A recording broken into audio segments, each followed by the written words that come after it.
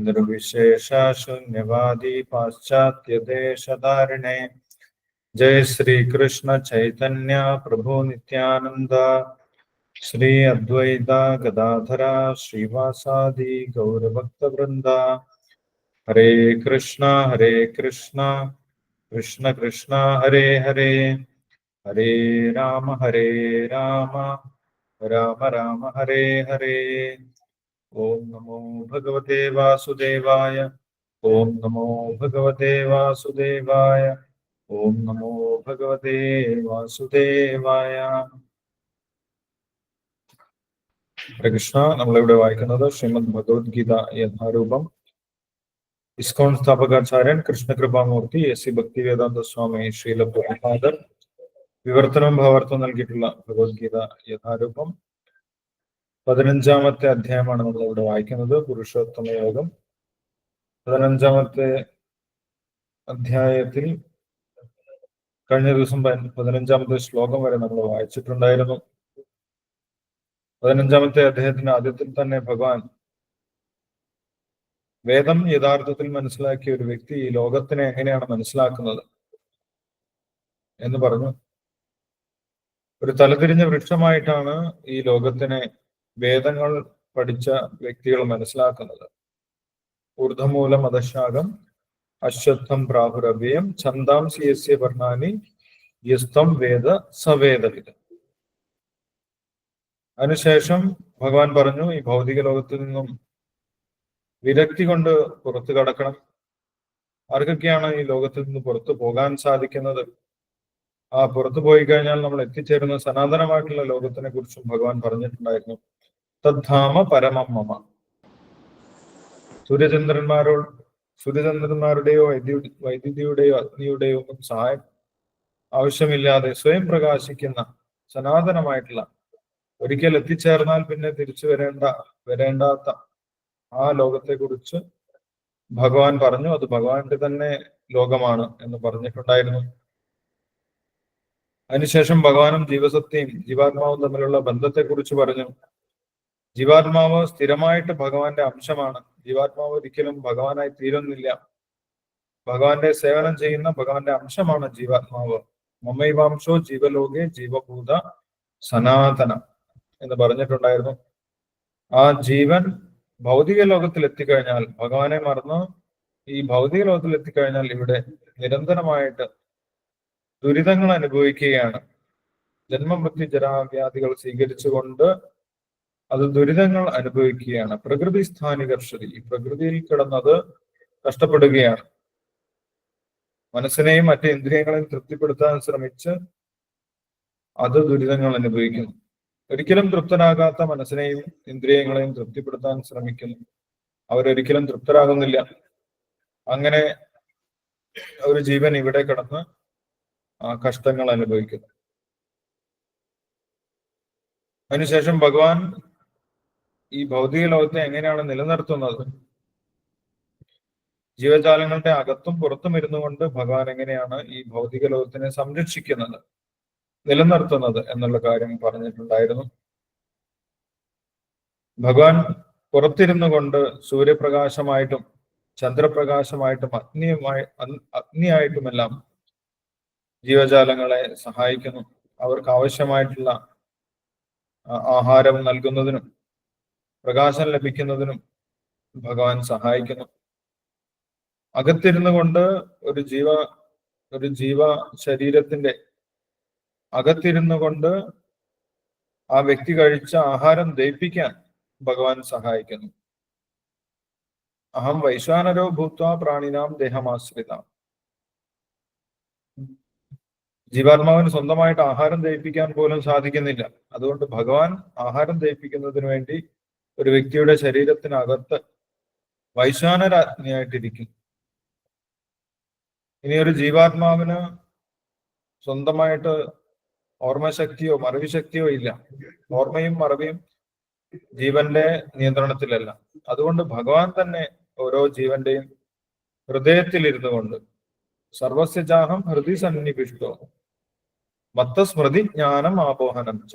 ഭഗവാനിൽ നിന്ന് ഓർമ്മശക്തിയും മറവിശക്തിയും അതേപോലെ ജ്ഞാനശക്തിയും ആ ജീവനെ നൽകുന്നു. അങ്ങനെ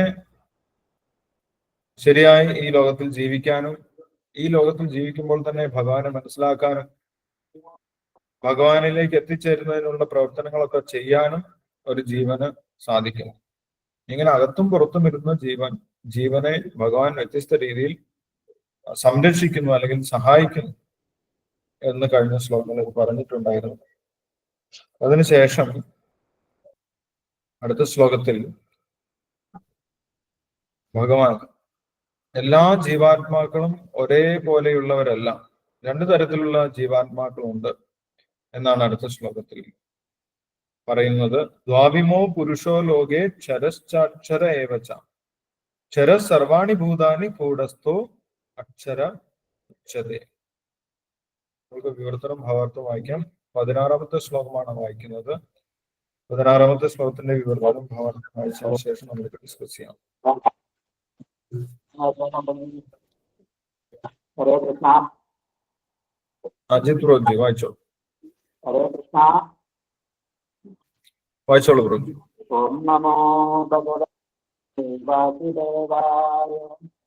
ഓം നമോ ഭഗവതേ വാസുദേവായ. ഓം നമോ ഭഗവതേ വാസുദേവായ. ധാരിമൗ പുരുഷൗ ലോകേ ക്ഷരശ്ചാക്ഷര ഏവച ക്ഷര സർവാണി ഭൂതാനി കൂടസ്ഥോ അക്ഷര ഉച്യതേ. പുരുഷന്മാർ രണ്ടു വിധം, തെറ്റുപറ്റാവുന്നവരും അല്ലാത്തവരും. ഭൗതിക ലോകത്തിലെ ജീവാത്മാക്കളെല്ലാം തെറ്റുപറ്റുന്നവരാകും. ആധ്യാത്മിക ലോകത്തിലുള്ള ജീവാത്മാക്കൾക്ക് തെറ്റുപറ്റില്ല. ഭാവാർത്ഥം: ഭഗവാൻ വ്യാസുദേവനായി അവതരിച്ച് വേദാന്ത സൂത്രം ലഭിച്ചു എന്ന് മുമ്പ് പറഞ്ഞുവല്ലോ. ഇവിടെ ആ വേദാന്ത സൂത്രങ്ങളുടെ പൊരുൾ സംക്ഷിപ്തമായി പ്രതിപാദിക്കുന്നു. എണ്ണിയാലൊടുങ്ങാത്ത ജീവസത്തകളെ പൊതുവായി രണ്ടായി തിരഞ്ഞിരിച്ചാൽ തെറ്റുപറ്റാവുന്നവരും അല്ലാത്തവരും. പരമപുരുഷന്റെ മുഖ്യ വിജ്ഞാനാംശങ്ങളാണ് ജീവസത്തകൾ.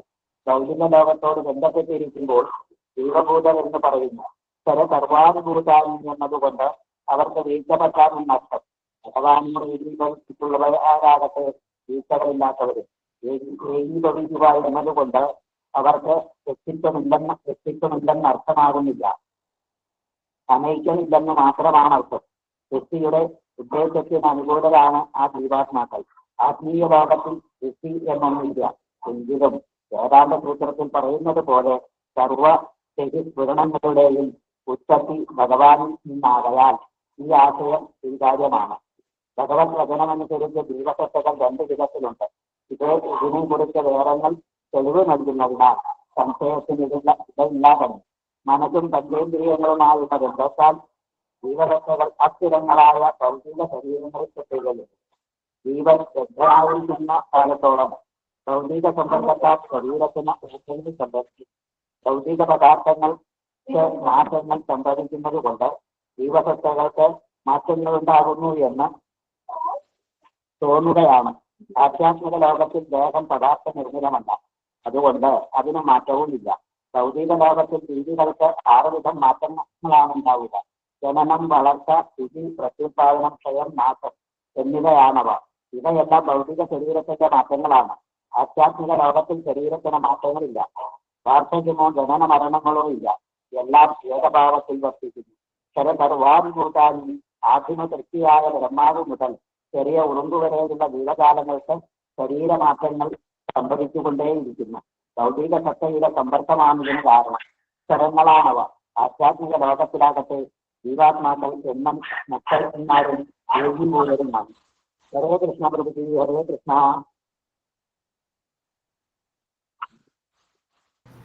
ഹരേ കൃഷ്ണ. Thank U Ajith പ്രഭുജി. ഹരേ കൃഷ്ണ.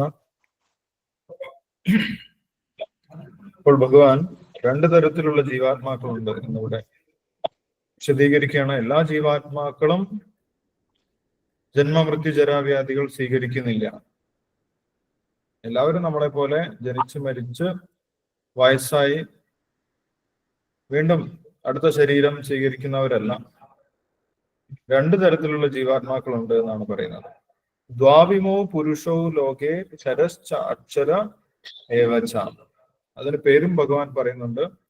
ഒരു തരത്തിലുള്ള ജീവാത്മാക്കൾ ക്ഷരങ്ങളാണ്. ക്ഷരം എന്നാണ് ഒരു വിഭാഗം. ജീവജാലങ്ങൾ അല്ലെങ്കിൽ ജീവാത്മാക്കൾ. മറ്റൊന്ന് അക്ഷരമാണ് എന്ന് പറയും. ആദ്യം പേര് പറഞ്ഞു, ക്ഷരമാണെന്ന് പറഞ്ഞു, അക്ഷരമാണെന്ന് പറഞ്ഞു. രണ്ടു തരത്തിൽ ജീവാത്മാക്കളുണ്ട്. എന്താണ് അവർ തമ്മിലുള്ള വ്യത്യാസം എന്ന് അടുത്ത വരിയിൽ പറയുന്നുണ്ട്. ക്ഷര സർവാണി ഭൂതാനി കൂടസ്ഥോ അക്ഷര ഉച്ചതേ. എല്ലാ ഈ ഭൗതിക ലോകത്തിൽ വന്നിട്ടുള്ള എല്ലാ ജീവജാലങ്ങളും ക്ഷര സർവാണി ഭൂതാനി. ഭൂതം എന്ന് പറഞ്ഞു കഴിഞ്ഞാൽ ഭൗതിക ലോകത്തിൽ ജനിച്ച എല്ലാ ജീവജാലങ്ങളും ഭൂതം എന്നറിയപ്പെടും. അല്ലെ, നമ്മളും ഭൂതമാണ്. അല്ലെ, നമ്മൾ ഈ ഭൗതിക ലോകത്തിൽ വന്നു, അതുകൊണ്ട് ഭൂതം എന്നുള്ള കാറ്റഗറിയിൽ വരും. എല്ലാ ഭൗതിക ശരീരം സ്വീകരിച്ചിട്ടുള്ള ജീവജാലങ്ങളും അവരെയാണ് ഭഗവാൻ എന്തെന്ന് പറഞ്ഞത്? ക്ഷരം എന്ന് പറഞ്ഞത്. ക്ഷര സർവാണി ഭൂതാനി. ഇവിടെ വന്നിട്ടുള്ള എല്ലാവരും ക്ഷരമാണ്. കൂടസ്ഥോ അക്ഷരമുച്ചതേ. കൂടസ്ഥം, അവിടെ തന്നെ ഇരിക്കുന്ന, ആ ആത്മീയ ലോകത്തിൽ തന്നെ ഇരിക്കുന്ന ജീവാത്മാക്കൾ എന്താണ്? അവര് അക്ഷരമാണ്. അവർക്കൊരിക്കലും തെറ്റ് പറ്റിയിട്ടില്ല. ഭഗവാനെ മറന്ന് ആസ്വദിക്കണമെന്ന് അവർ വിചാരിച്ചിട്ടില്ല. ഭഗവാനെ സേവിക്കണമെന്ന് തന്നെയാണ് അവർ ഉദ്ദേശിക്കുന്നത്. അതുകൊണ്ട് ഒരിക്കലും അവർ ഭൗതിക ലോകത്തിലേക്ക് വരുന്നില്ല. അങ്ങനെ ഒരിക്കലും ഭൗതിക ലോകത്തിലേക്ക് വരാത്ത ജീവാത്മാക്കളെയാണ് അക്ഷരം എന്ന് പറയുന്നത്. ഭഗവാനെ പോലെ ആകണം, അല്ലെങ്കിൽ ഭഗവാനെ മറന്ന് ആസ്വദിക്കണം എന്നുള്ള ഒരു തെറ്റായിട്ടുള്ള ചിന്താഗതിയിൽ ഭൗതിക ലോകത്തിലേക്ക് വന്നിട്ടുള്ളവരാണ് ക്ഷരം എന്ന് പറയുന്നത്. അവർ മാത്രമേ ജന്മമൃത്യു ജരാവ്യാധികൾ അനുഭവിക്കുന്നുള്ളൂ. ജനനം, മരണം, രോഗം, വാർദ്ധക്യം എന്നുള്ള ദുരിതങ്ങൾ, ദുഃഖങ്ങൾ അനുഭവിക്കുന്നു. വേറെ മറ്റു ശരീരങ്ങളൊക്കെ സ്വീകരിക്കുന്നു. വ്യത്യസ്തമായിട്ടുള്ള ശരീരങ്ങൾ മാറി മാറി സ്വീകരിക്കുന്നു. ഇതാരാണ് ചെയ്യുന്നത്? ഇത് ക്ഷരമാണ് ചെയ്യുന്നത്.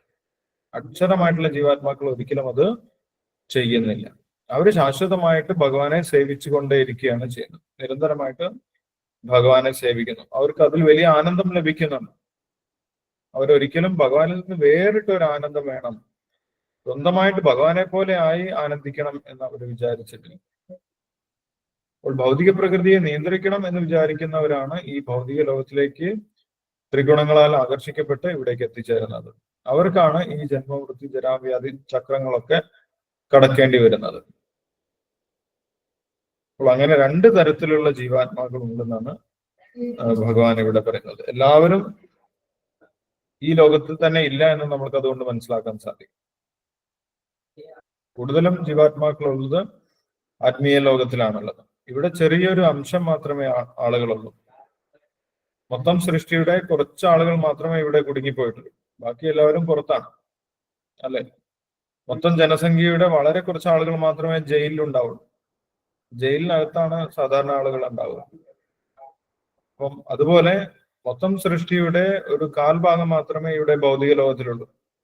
ഏകപാദ് വിഭൂതി എന്ന് പറയും.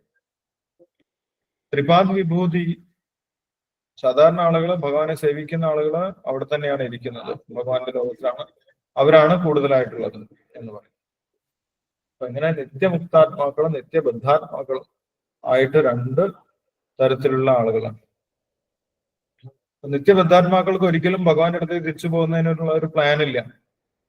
അവർ വിചാരിക്കുന്നത് ഇവിടെ തന്നെ സുഖിക്കാം എന്ന് വിചാരിച്ച് അങ്ങനെ വ്യത്യസ്തമായിട്ടുള്ള പ്രവർത്തനങ്ങൾ ചെയ്തുകൊണ്ടിരിക്കുകയാണ്. അവർക്ക് ഒരിക്കലും ഭഗവാനെ കുറിച്ച് അറിയുന്നതിനോ ഭഗവാന്റെ അടുത്തേക്ക് തിരിച്ചു പോകുന്നതിനുള്ള യാതൊരു ചിന്താഗതിയുമില്ല. ഭഗവാനെ മറന്നു ജീവിക്കാനാണ് അവർ താല്പര്യപ്പെടുന്നത്. അവരെയാണ് ക്ഷരം എന്ന് പറയുന്നത്. അക്ഷരം എന്ന് പറയുന്നത് നിത്യമുക്താത്മാക്കളാണ്. അവര് ഒരിക്കലും ഭഗവാന്റെ സേവനം വിട്ടു പോകുന്നില്ല. അവര് അഥവാ ഭൗതിക ലോകത്തിലേക്ക് വരുന്നുണ്ടെങ്കിലും, ഭൗതിക ലോകത്തിൽ വന്നാലും അവർ ഭഗവാന്റെ സേവനം ചെയ്തുകൊണ്ടിരിക്കും. അപ്പൊ ഭൗതിക ലോകത്തിൽ എത്തിയാലും അവര് ഭഗവാനുമായിട്ടുള്ള ബന്ധം മറക്കുന്നില്ല. അവര് ഭഗവാന്റെ സേവനം ചെയ്തുകൊണ്ടിരിക്കും.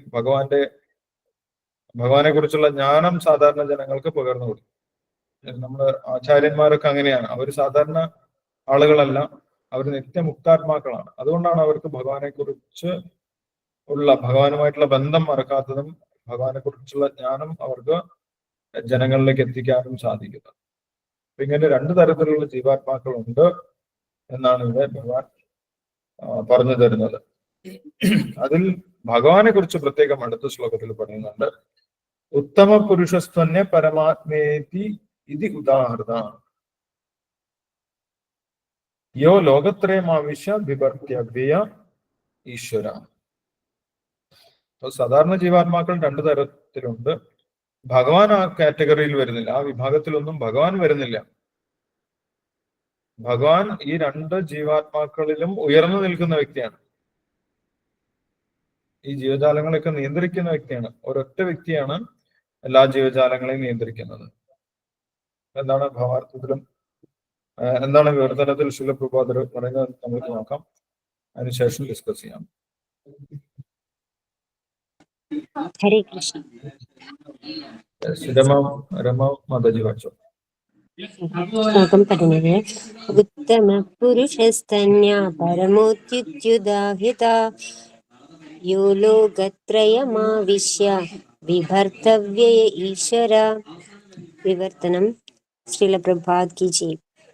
ഇവരെ കൂടാതെ പരമപുരുഷനായ പരമാത്മാവ് എന്നറിയപ്പെടുന്ന അവ്യയനായ ഭഗവാനുണ്ട്. അദ്ദേഹം 3 ലോകങ്ങളിലും അന്തർഗതനായി അവയെ പുലർത്തിപ്പോരുന്നു. ഭാവാർത്ഥം. ഈ ശ്ലോകത്തിന്റെ ആശയം ഖഡോപനിഷത്തിൽ 2.2.13 ഭംഗിയായി ആവിഷ്കരിച്ചിട്ടുണ്ട്. ഉപനിഷത്തിലും 6.13 അങ്ങനെ തന്നെ. ബദ്ധരും മുക്തരുമായ ജീവാത്മാക്കൾ സംഖ്യാതീതരാണ്. അവർക്കുപരിയാണ് പരമാത്മാവായ പരമപുരുഷൻ എന്ന് ഈ കൃതികൾ സ്പഷ്ടമാക്കുന്നു. നിത്യോ നിത്യാനാം ചേതനാശ്ചേതനാനാം. ബദ്ധരും മുക്തരുമായ ജീവസത്തകൾക്കിടയിൽ അത്യുന്നതനായ ഒരു ജീവസത്തയുണ്ട്. ആ ഭഗവാൻ ജീവാത്മാക്കളെ സംരക്ഷിക്കുകയും അവരുടെ വ്യത്യസ്ത കർമ്മങ്ങളെ മുൻനിർത്തിക്കൊണ്ട് സുഖ ദുഃഖാനുഭവങ്ങൾ നൽകുകയും ചെയ്യുന്നതാണിതിന്റെ ആശയം. ഭഗവാൻ പരമാത്മരൂപേണ സർവജീവികളുടെയും ഹൃദയത്തിൽ സ്ഥിതി ചെയ്യുന്നുണ്ട്. ഈ പരമാത്മാവിനെ അറിയുവാൻ സാധിച്ച ബുദ്ധിമാനായ ഒരുവൻ മാത്രമാണ് പൂർണ്ണശാന്തി നേടാൻ യോഗ്യനാകുന്നത്. Hare Krishna Hare Krishna Krishna Krishna Hare Hari, Hare Rama Rama Rama Hare Hari. Hare Krishna. Hare Krishna. Thank you Rama Mataji. Hare Krishna. Yes. അപ്പോൾ ഭഗവാന്റെ സ്ഥാനത്തെ കുറിച്ചും ഇവിടെ വളരെ വ്യക്തമായിട്ട് പറയുന്നുണ്ട്. ഭഗവാൻ ജീവാത്മാക്കളുടെ സ്ഥാനത്തെ കുറിച്ച് പറഞ്ഞു, അതേപോലെ ഭഗവാനെ കുറിച്ചും പറഞ്ഞു. ഭഗവാനും ജീവാത്മാക്കളുമായിട്ടുള്ള ബന്ധത്തെ കുറിച്ചും നേരത്തെ പറഞ്ഞിട്ടുണ്ടായിരുന്നു. ഇവിടുന്ന് യാതൊരു സംശയത്തിന്റെയും ആവശ്യമില്ല. ജീവാത്മാക്കൾ ആകെ 2 തരത്തിലാണ് ഉള്ളതെന്ന് പറഞ്ഞു.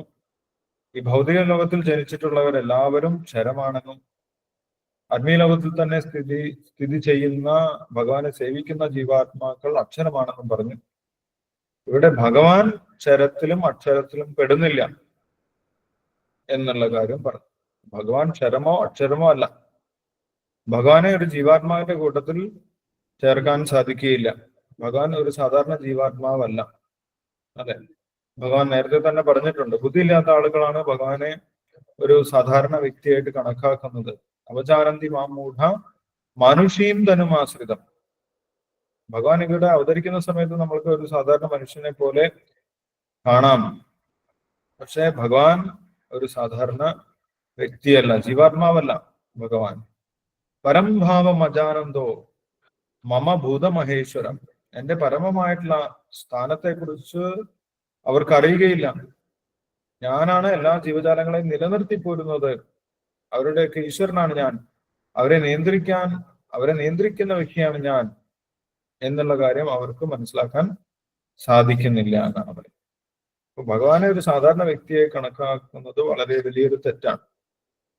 അത് വിഡ്ഢികളായിട്ടുള്ള ആളുകളാണ്, ആത്മീയജ്ഞാനം ഇല്ലാത്തവരാണ് ഭഗവാനെ നമ്മളെ പോലെ ഒരു വ്യക്തിയാണ്, പണ്ട് ജീവിച്ചിരുന്ന ഒരു വ്യക്തിയാണ് എന്ന് വിചാരിച്ച് ഭഗവാനെ കുറിച്ച് ചിന്തിക്കുന്നത്.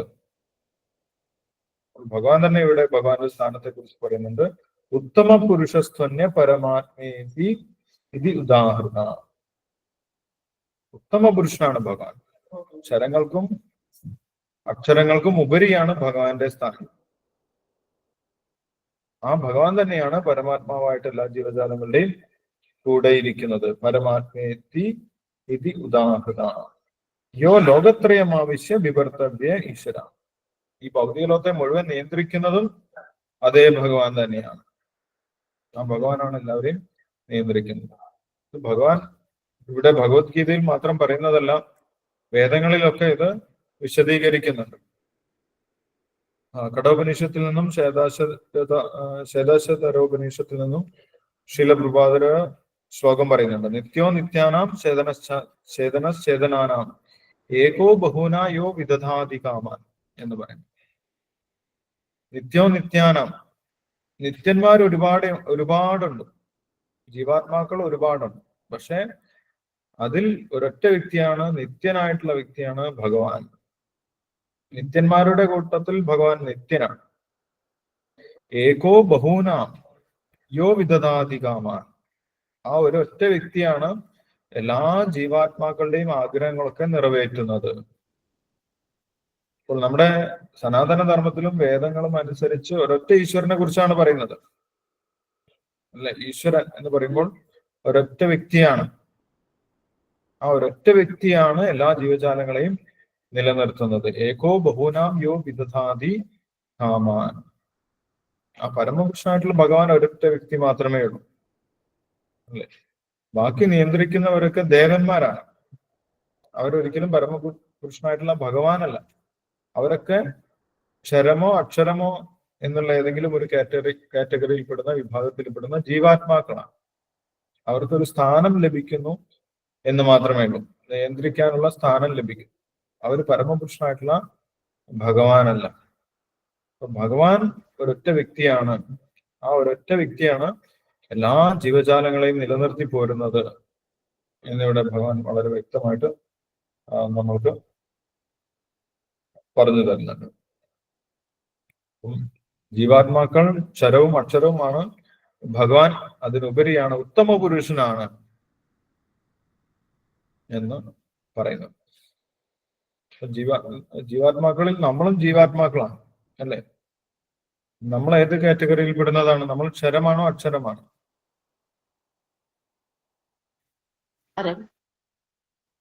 നമ്മൾ ക്ഷരമാണ്, അല്ലെ? കാരണം നമ്മൾ ഇങ്ങോട്ട് വന്നു, ഭഗവാനെ മറന്നുപോയി. ഭഗവാനുമായിട്ടുള്ള നമ്മുടെ ബന്ധം നമ്മൾ മറന്നുപോയി. അക്ഷരമായിട്ടുള്ള ജീവാത്മാക്കൾ ഒരിക്കലും ഭഗവാനുമായിട്ടുള്ള ബന്ധം മറന്നു പോകുന്നില്ല, പക്ഷെ നമ്മൾ മറന്നുപോയി. ഇപ്പൊ നമ്മൾക്ക് സംശയമാണ്, ഈശ്വരൻ ഉണ്ടോ ഇല്ലയോ എന്ന് പോലും സംശയമാണ്. നമ്മൾ കൂടുതൽ അന്ധകാരത്തിലേക്ക് പോകുന്തോറും, അജ്ഞാനത്തിലേക്ക് പോകുന്തോറും ഭഗവാനെ കുറിച്ച് ഒന്നും മനസ്സിലാക്കാൻ സാധിക്കാത്ത അവസ്ഥയിൽ എത്തിപ്പോകും, അല്ല? അങ്ങനെ എത്തിക്കഴിഞ്ഞാൽ പിന്നെ ഈശ്വരനൊന്നും ഇല്ല, ഈശ്വരൻ എന്ന് പറയുന്നത് ഒരു സങ്കല്പം മാത്രമാണ് എന്നൊക്കെ പറയും. മായ അത്രയ്ക്കും ശക്തിമത്താണ്. ദൈവീഹേഷ ഗുണമയി മമ മായ ദുരത്തെയ.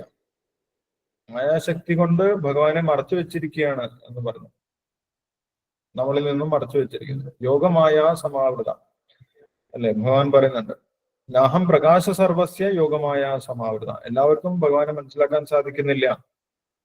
ഭഗവാന്റെ ഭക്തന്മാർക്ക് മാത്രമേ ഭഗവാനെ മനസ്സിലാക്കാൻ സാധിക്കൂ. ഭക്ത്യാമാം അഭിജാനാതി. ഭഗവാനെ കുറിച്ച് ശരിയായ രീതിയിൽ മനസ്സിലാക്കുന്നത് ഭക്തന്മാരാണ്. അല്ലാത്തവർ മായയിൽപ്പെട്ട് മോഹിതം നാഭിജാനാതി മാമേദ്യ പരമവ്യം. ത്രിഗുണങ്ങളാൽ മോഹിക്കപ്പെട്ടിട്ട് അവർക്ക് ഭഗവാനെ കുറിച്ച് മനസ്സിലാക്കാൻ സാധിക്കുന്നില്ല. ആ ത്രിഗുണങ്ങളെ നിയന്ത്രിക്കുന്നത് മായാശക്തിയാണ്. ആ മായാശക്തിയെ ജയിക്കുക എന്നുള്ളത് വലിയ ബുദ്ധിമുട്ടാണ്. എങ്ങനെ, ആർക്ക് മാത്രമേ മായാശക്തിയെ ജയിക്കാൻ സാധിക്കുള്ളൂ? എങ്ങനെയാണ് മായാശക്തിയെ ജയിക്കേണ്ടത് എന്ന് ഭഗവാൻ പറഞ്ഞു തന്നിട്ടുണ്ട്, അല്ലെ? 7ാമത്തെ അധ്യായത്തിൽ ഭഗവാൻ പറഞ്ഞിട്ടുണ്ടായിരുന്നു ആർക്കാണ് മായാശക്തിയെ ജയിക്കാൻ സാധിക്കുന്നത്. ഓർമ്മയുണ്ടോ?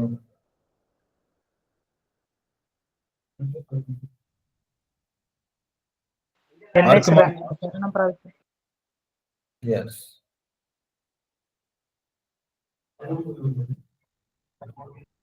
ആർക്ക് മാത്രമാണ് മായാശക്തിയെ ജയിക്കാൻ സാധിക്കുന്നതെന്നും ഭഗവാൻ പറഞ്ഞിട്ടുണ്ടായി.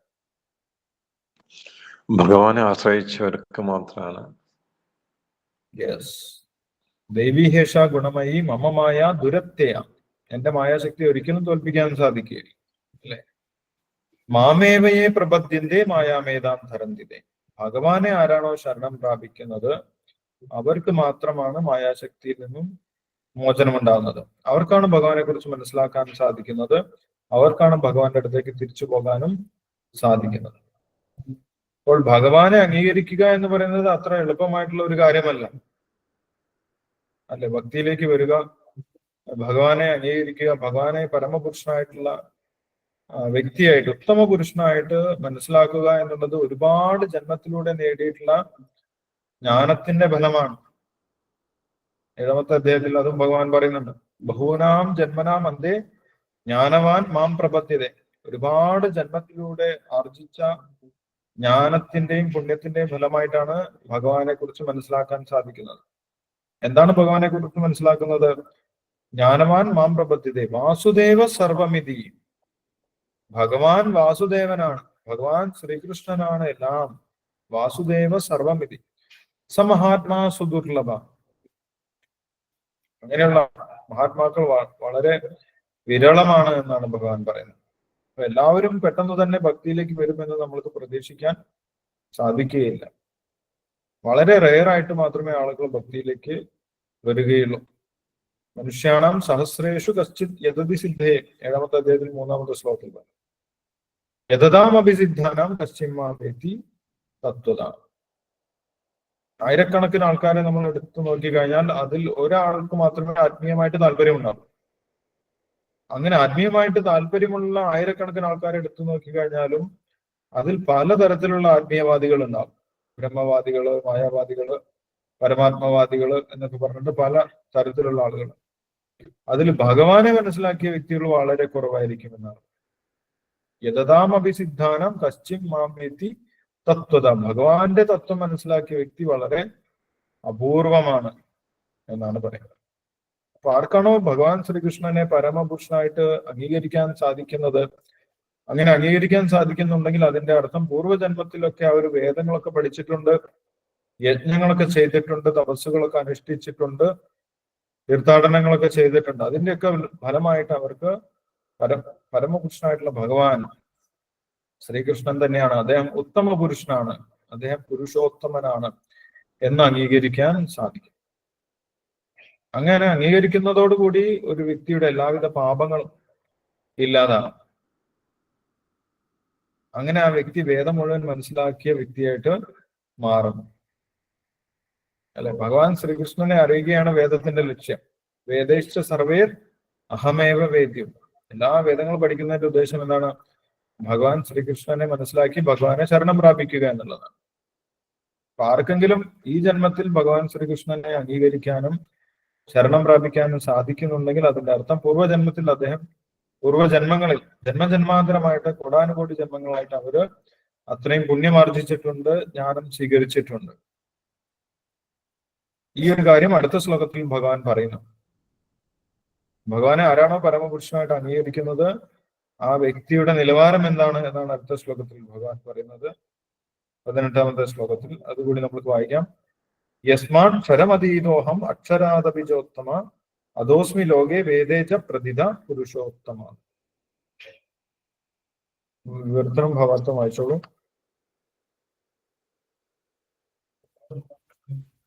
ഹരേ കൃഷ്ണ. ഹരേ കൃഷ്ണ പ്രഭുജി. സഞ്ജീവനി മാതാജി വായിച്ചു. ഓം നമോ ഭഗവതേ വാസുദേവായ. യസ്മാദക്ഷരമതീതോഹം അക്ഷരാദപി ചോത്തമ അദോസ്മി ലോകേ വേദേ ച പ്രതിത പുരുഷോത്തമ. വിവർത്തനം ഭാവാർത്ഥം. ഭക്തിവേദാന്ത സ്വാമി ശ്രീധർ പ്രഭുപാദ് കി ജയ്.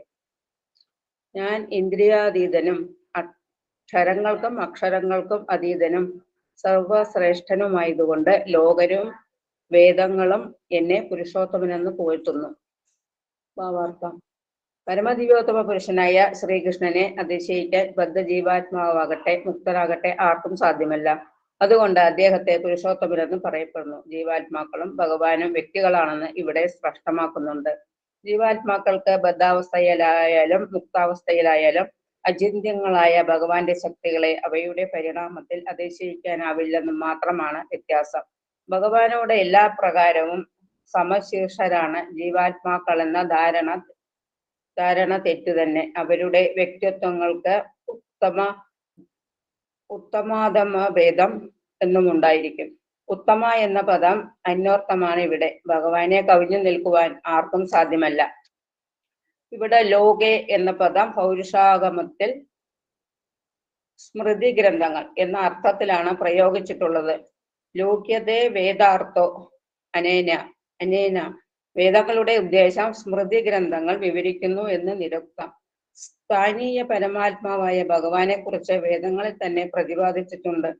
ഛന്ദോഗ്യോപനിഷത്ത് പറയുന്നു, താവത് ഏഷസം പ്രസാദോ അസ്മാശരീരാത് സമുത്തായ പരം ജ്യോതിരൂപം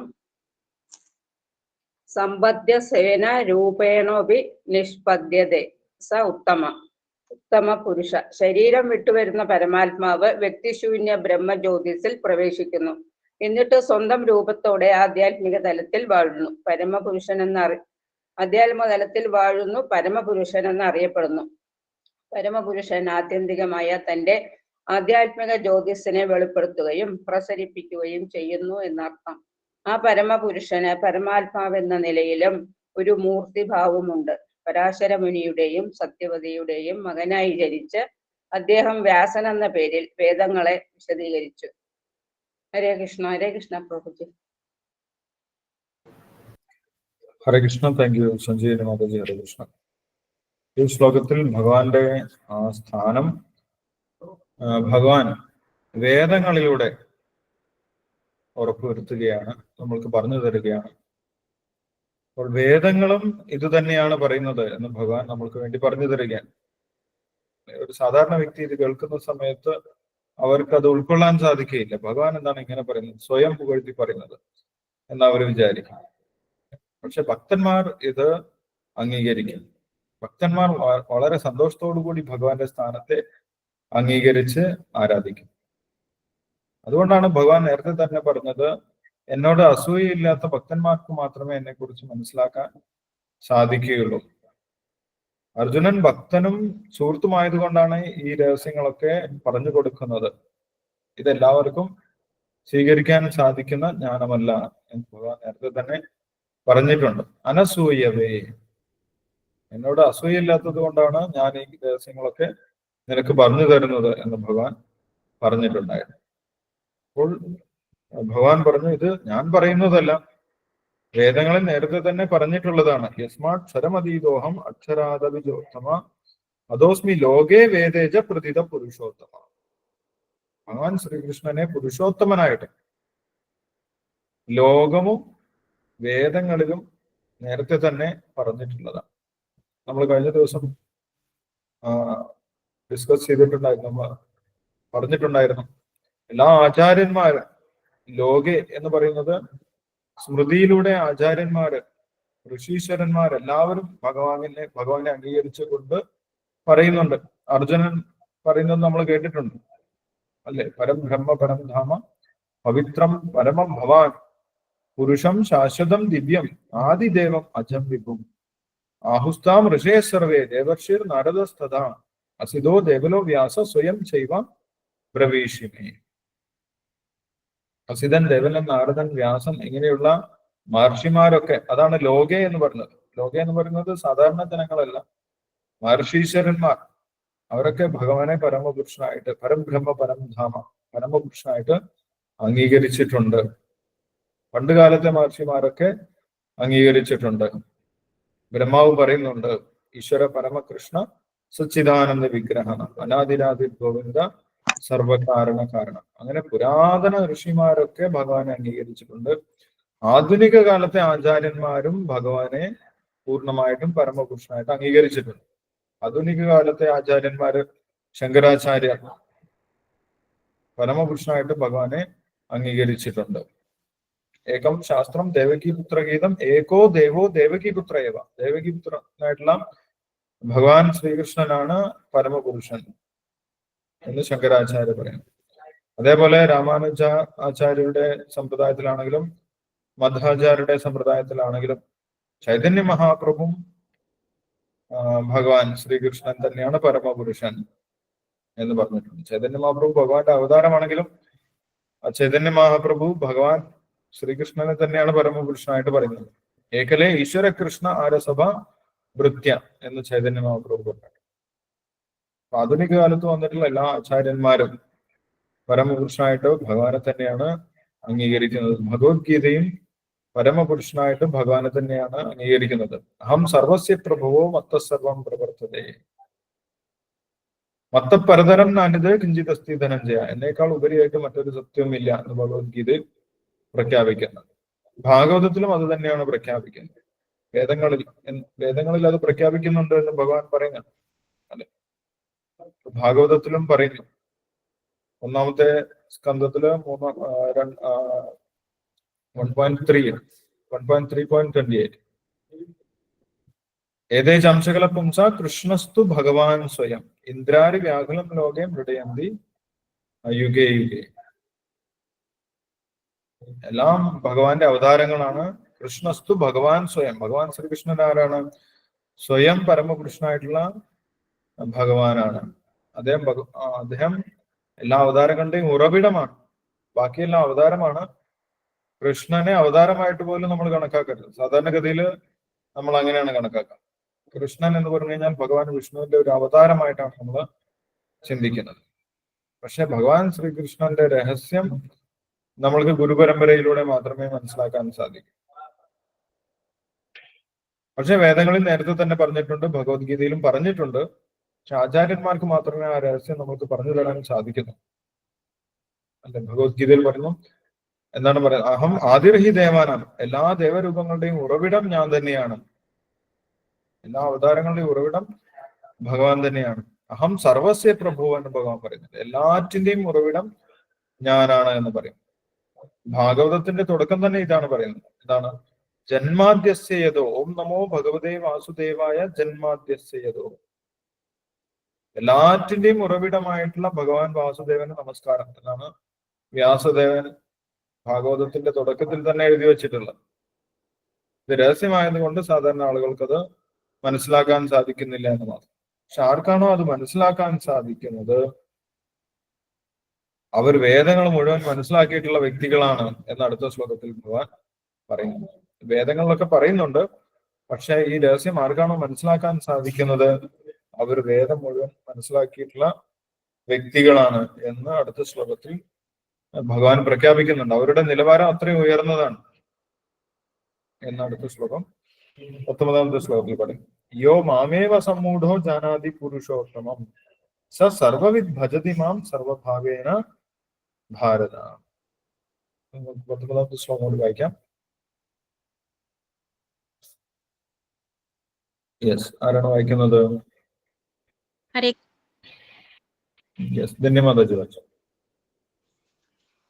ഓം നമോ ഭഗവതേ വാസുദേവായ. ഓം നമോ ഭഗവതേ വാസുദേവായ. ഓം നമോ ഭഗവതേ വാസുദേവായ. യോ മാമേവ സമ്മൂഢോ ജാനാതി പുരുഷോത്തമം സ സർവവിദ് ഭജതി മാം സർവഭാവേന ഭാരത. വിവർത്തനം. ഭക്തിവേദാന്ത സ്വാമി പ്രഭുപാദ് കി ജയ്. എന്നെ പരമദിവ്യോത്തമ പുരുഷനായ ഭഗവാൻ എന്ന് നിസ്സംശയം അറിയുന്നവർ എല്ലാം അറിയുന്നവരാണ്. ഹേ ഭാരത, അതുകൊണ്ട് അവർ എന്റെ ഭക്തിയുത സേവനത്തിൽ പൂർണ്ണമായും മുഴുകിയിരിക്കുന്നു. ഭാവാർത്ഥം. ജീവസത്തകളുടെയും നിരപേക്ഷ തത്വത്തിന്റെയും മൂലസ്വരൂപത്തെപ്പറ്റി താത്വികങ്ങളായ ചില ഊഹാപോഹങ്ങളുമുണ്ട്. ഈ ശ്ലോകത്തിൽ ഭഗവാൻ തീർത്തു പറയുന്നു, ശ്രീകൃഷ്ണൻ തന്നെ പരമപുരുഷൻ എന്നറിയുന്നവരാണ് പരിപൂർണ ജ്ഞാനം സിദ്ധിച്ചവർ എന്ന്. അല്പജ്ഞാനി നിരപേക്ഷ തത്വത്തെ പറ്റിയുള്ള ഊഹാപോഹങ്ങളിൽ മുഴുകി സമയം പാഴാക്കുന്നു. ജിജ്ഞാസിദ്ധനാകട്ടെ സമയം പാഴാക്കാതെ നേരെ കൃഷ്ണാവബോധത്തിലൂടെ ഭക്തിപൂർവ്വം ഭഗവത് സേവനത്തിൽ ഏർപ്പെടുന്നു. ഭഗവത്ഗീതയിൽ ഉടനീളം ഈ ഒരു സത്യത്തെയാണ് ഊന്നി പറഞ്ഞിട്ടുള്ളത്. എന്നിട്ടും ചില ഭഗവത്ഗീത വ്യാഖ്യാതാക്കൾ നിരപേക്ഷ തത്വവും ജീവാത്മാവും ഒന്നു തന്നെയെന്ന് വാശി പിടിക്കുന്നു. വേദജ്ഞാനത്തെ ശ്രുതി അഥവാ കേട്ടറിയേണ്ടത് എന്ന് പറയുന്നു. കൃഷ്ണനിൽ നിന്നും ഭഗവത് പ്രതിനിധികളായ പ്രാമാണികരിൽ നിന്നും കേട്ടറിയേണ്ടതാണ് വേദ സന്ദേശം. ഇവിടെ കൃഷ്ണൻ ഈ വിഷയങ്ങളെ അത്യന്തം വിശകലനം ചെയ്താണ് പ്രതിപാദിക്കുന്നത്. ഇതിൽ നിന്നാണ് ഒരാൾ കേട്ടു ഗ്രഹിക്കേണ്ടതും. പന്നികളെ പോലെ കേട്ടതുകൊണ്ട് മാത്രമായില്ല, പ്രാമാണികരിൽ നിന്ന് അത് മനസ്സിലാക്കുകയും വേണം. കാൽപ്പനികങ്ങളായ ഊഹാപോഹങ്ങൾ നടത്തണമെന്നില്ല. ജീവസത്തകളെല്ലാം എപ്പോഴും പരമപുരുഷനായ ഭഗവാന് അധീനരാണെന്ന സത്യം ഭഗവത്ഗീതയിലൂടെ വിനയപുരസ്സരം കേട്ടറിയുക. ഇങ്ങനെ ചെയ്യാൻ കഴിയുന്നവർക്കു മാത്രമേ വേദോദ്ദേശം ഗ്രാഹ്യമാവുകയുള്ളൂ എന്നാണ് ഭഗവത് മതം. മറ്റാർക്കും വേദോദ്ദേശം അറിയില്ല. ഭജതി എന്ന വാക്ക് ശ്രദ്ധിക്കുക. ഭഗവത് സേവനത്തോട് ബന്ധപ്പെടുത്തി ഈ വാക്ക് പല സ്ഥലങ്ങളിലും ഉപയോഗിച്ചിട്ടുണ്ട്. ഒരാൾക്ക് തികച്ചും കൃഷ്ണാവബോധമുണ്ടെങ്കിൽ, ഭഗവത് സേവനത്തിൽ തൽപരനാണെങ്കിൽ അയാൾക്ക് വേദജ്ഞാനം പൂർണ്ണമായുണ്ടെന്ന് മനസ്സിലാക്കാം. കൃഷ്ണന്റെ ഭക്തിയുത സേവനത്തിൽ മുഴുകിയവന് പരമനിരപേക്ഷ തത്വം മനസ്സിലാക്കാൻ മറ്റൊരാധ്യാത്മിക പ്രക്രിയയും ആവശ്യമില്ലെന്ന് വൈഷ്ണവ പരമ്പര പ്രസ്താവിച്ചിട്ടുണ്ട്. ഭഗവത് സേവനത്തിൽ ഏർപ്പെട്ടതുകൊണ്ട് അയാൾ ലക്ഷ്യസ്ഥാനത്ത് എത്തിക്കഴിഞ്ഞു. വിവേകത്തിന്റെ പ്രാരംഭ പടവുകളെല്ലാം പിന്നിട്ടിരിക്കുന്നു. 100,000 ജന്മങ്ങൾ തത്വാന്വേഷണത്തിൽ ചെലവാക്കിയിട്ടും കൃഷ്ണൻ തന്നെ പരമപുരുഷനെന്നും അദ്ദേഹത്തിന് സ്വയം സമർപ്പിക്കണമെന്നുമുള്ള നിലപാടില്ലാത്തവർക്കാകട്ടെ അത്രയും ജന്മങ്ങളിലെ തത്വാന്വേഷണവും അതിന് ചെലവാക്കിയ സമയവും പാഴായി പോയതു തന്നെ. ഹരേ കൃഷ്ണ. ഹരേ കൃഷ്ണ പ്രഭുജി. ഹരേ കൃഷ്ണ. ഹരേ കൃഷ്ണ. താങ്ക് യു ധന്യവാദജി. ഹരേ കൃഷ്ണ. അപ്പോൾ ഭഗവാൻ ശ്രീകൃഷ്ണനെ യഥാർത്ഥ രൂപത്തിൽ മനസ്സിലാക്കിയിട്ടുള്ള ഒരു വ്യക്തിയുടെ നിലവാരത്തെ കുറിച്ചാണ് ഭഗവാൻ ഇവിടെ പ്രഖ്യാപിക്കുന്നത്. അതൊരു സാധാരണ വ്യക്തിയല്ല എന്നാണ് പറയുന്നത്. ഭഗവാൻ ശ്രീകൃഷ്ണനെ പരമപുരുഷനായിട്ട്, പരമ ഈശ്വരനായിട്ട് മനസ്സിലാക്കിയിട്ടുള്ള ഒരു വ്യക്തി ഒരു സാധാരണ വ്യക്തിയല്ല.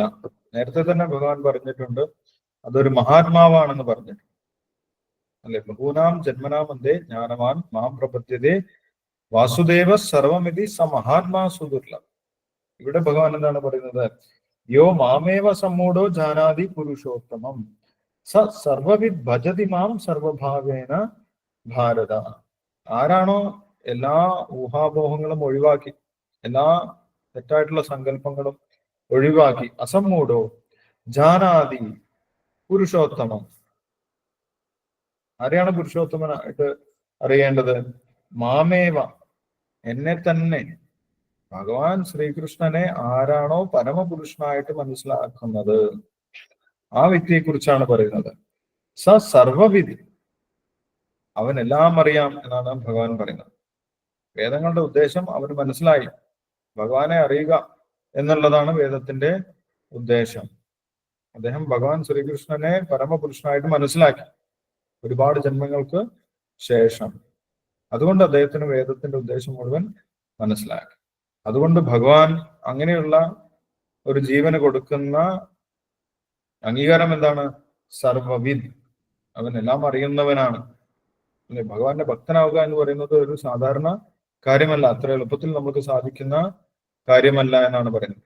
ഒരുപാട് ജന്മത്തിലെ അന്വേഷണത്തിന് ശേഷമാണ് നമ്മൾ ഭഗവാൻ ശ്രീകൃഷ്ണനെ കുറിച്ച് മനസ്സിലാക്കുന്നതും ഭഗവാൻ ശ്രീകൃഷ്ണനെ അംഗീകരിക്കാൻ, പൂർണ്ണമായിട്ടും അംഗീകരിക്കാൻ നമ്മൾ സന്നദ്ധരാകുന്നത് ഒരുപാട് ജന്മങ്ങൾക്ക് ശേഷമാണ്. ആ വ്യക്തിയെ സർവവിദ് എന്നാണ് ഭഗവാൻ പറഞ്ഞത്. സർവവിദ് എന്ന് പറഞ്ഞു കഴിഞ്ഞാൽ വിദ്, വേദം മുഴുവൻ മനസ്സിലാക്കിയിട്ടുള്ള വ്യക്തി എന്നാണ് വിദ്. സർവവിദ്, എല്ലാ വേദങ്ങളും മനസ്സിലാക്കിയിട്ടുള്ള, അല്ലെങ്കിൽ വേദത്തിന്റെ സാരം ഗ്രഹിച്ചിട്ടുള്ള വ്യക്തി ആരാണ്? ഭഗവാൻ ശ്രീകൃഷ്ണനെ പരമപുരുഷനായിട്ട് മനസ്സിലാക്കിയിട്ടുള്ള വ്യക്തി. യോ മാമേവ, എല്ലാം വളരെ സ്പെസിഫിക് ആയിട്ട് വളരെ കൃത്യമായിട്ട് തന്നെയാണ് ഭഗവാൻ പറയുന്നത്. മാമേവ, എന്നെ തന്നെ ആരാണോ പരമപുരുഷനായിട്ട് മനസ്സിലാക്കുന്നത് ആ വ്യക്തി സർവവിത്താണ്. ആ വ്യക്തി എന്ത് ചെയ്യുമെന്നും പറയുന്നത്. എന്ത് ചെയ്യും? അങ്ങനെ മനസ്സിലാക്കി വെറുതെ ഇരിക്കുകയല്ല, ധ്യാനിച്ചിരിക്കുകയല്ല ചെയ്യുന്നത്. എന്ത് ചെയ്യും?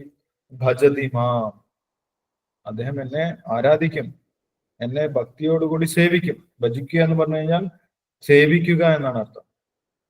അപ്പം ആ വ്യക്തി ഭക്തനായിരിക്കും, ഭഗവാന്റെ ഭക്തനായിട്ട് മാറും. ഭഗവാനെ മനസ്സിലാക്കി കഴിഞ്ഞാൽ ഭക്തനായിട്ട് മാറും. അപ്പോൾ ഭഗവത്ഗീതയും വേദങ്ങളും യഥാർത്ഥ രീതിയിൽ മനസ്സിലാക്കിയിട്ടുള്ള ഒരു വ്യക്തി എന്തായിട്ട് മാറുമെന്നാണ് ഇവിടെ ഭഗവാൻ പറയുന്നത്? ഭഗവാന്റെ ഭക്തനായിട്ട് മാറും. ഞാൻ വേദം പഠിച്ചിട്ടുണ്ട് എന്നൊരാൾ പറയണമെങ്കിൽ അദ്ദേഹം തീർച്ചയായിട്ടും ആരായിരിക്കണം? ഭഗവാന്റെ ഭക്തനായിരിക്കണം, ഭഗവാനെ മനസ്സിലാക്കിയിട്ടുള്ള വ്യക്തിയായിരിക്കും.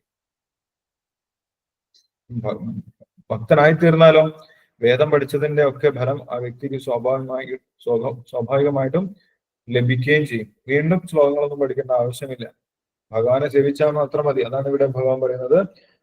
സർവവിദ് ഭജതി മാം, ആ വ്യക്തി എന്നെ ഭജിക്കുന്നു. ഭജതി മാം, ഭഗവാൻ ശ്രീകൃഷ്ണനെ ഭജിക്കുന്നു. എങ്ങനെ ഭജിക്കുന്നു?